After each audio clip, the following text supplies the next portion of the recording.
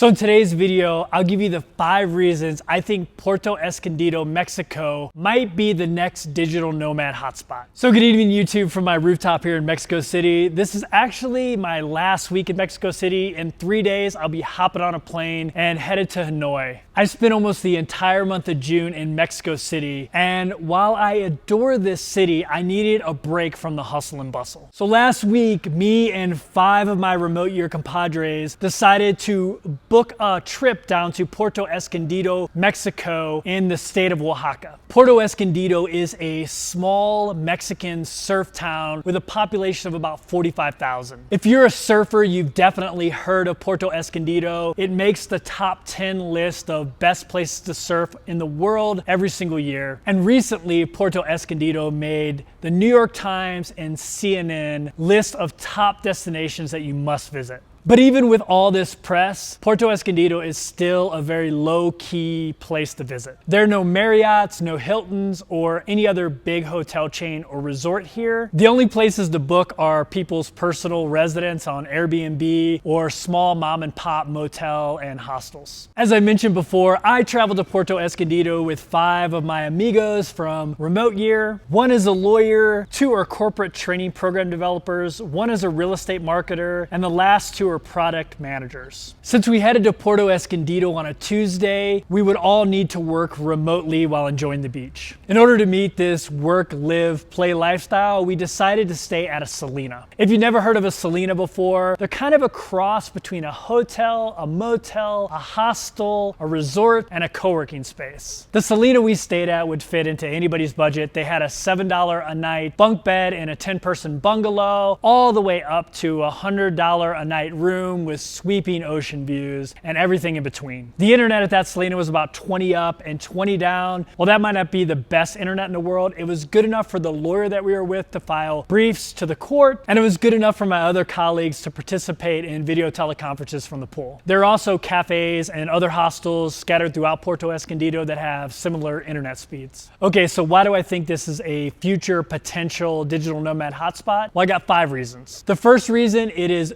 dirt cheap. Apartments are as cheap as apartments in Chiang Mai, the digital nomad capital of the world, and maybe even a little cheaper. You can get a very basic studio here in Puerto Escondido about a block from the beach for about $200 a month. And you can get a more upscale studio or 1 bedroom about a block from the beach or with beach views for about $400 to $800 a month, depending on how fancy you want to get. And many of those places have their own pool. These are Airbnb prices I'm giving you, so you can probably find these places even cheaper if you search locally. You can also rent out a bed in a hostel like Selena, that's kind of like a resort, for about $180 a month. So no matter what your price range, you can find a place that fits within your budget here in Puerto Escondido, which is very rare for a place that has a world-class beach. Okay, the second reason is the lack of big hotel chains and direct flights into Puerto Escondido from the United States and Canada keep the tourist at bay. And most digital nomads like a place that isn't spoiled by too many tourists. Even though you can't get a direct flight into Puerto Escondido, you can get to Puerto Escondido pretty easily from Mexico City and Oaxaca City. So digital nomads that are used to traveling won't find this a challenge, even though they can't get a direct flight from the United States. Okay, so third, Puerto Escondido hits the work-life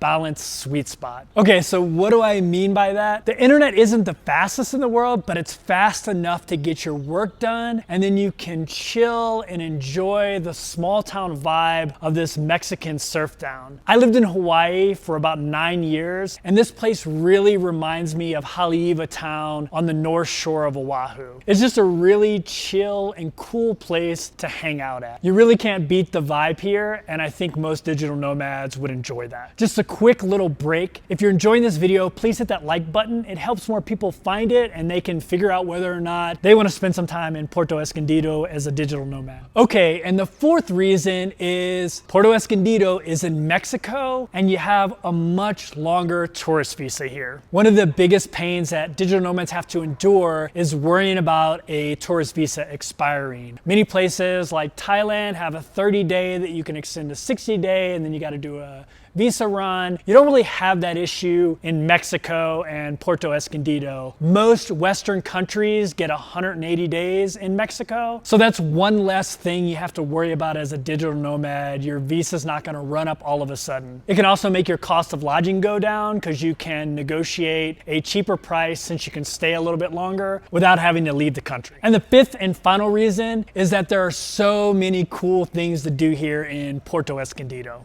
Just like any other place in Mexico, there is great food to enjoy. You can find tacos, and Puerto Escondido has world-class seafood. You can rent a scooter and just beach hop all day. There are so many awesome beaches in Puerto Escondido. There's the famous surf beach, but there's also a bunch of other smaller surf beaches and beaches where the waves aren't so big and you can just chill. Speaking of surfing, you can also learn to surf or hone your surf skills. No matter what your skill level, there's a beach at Puerto Escondido that you'll be comfortable surfing at. Most of the hostels and hotels and motels around here also offer activities like the Selena I'm staying in. Last night I took a bachata class and learned some moves. I'm not that great, but I'm better than I was before that class. There's so many things to do here in Puerto Escondido. I should probably do a separate video on just those things, but I'll go ahead and link you to another YouTuber, Justin Poor's video, the 6 must-do things in Puerto Escondido. So yeah, those are the 5 reasons I think that Puerto Escondido could become a new digital nomad hotspot. If you've been to Puerto Escondido before and you agree with that or you disagree with that, please comment below and share your opinions. And for those of you new to this channel, my name is Kevin. I spent 20 years in the military. I retired, went to law school and became a corporate lawyer. I got tired of that grind, so I quit that job to travel full time. And that's what I do. I travel full time, making these videos for you to hopefully inspire you to do something similar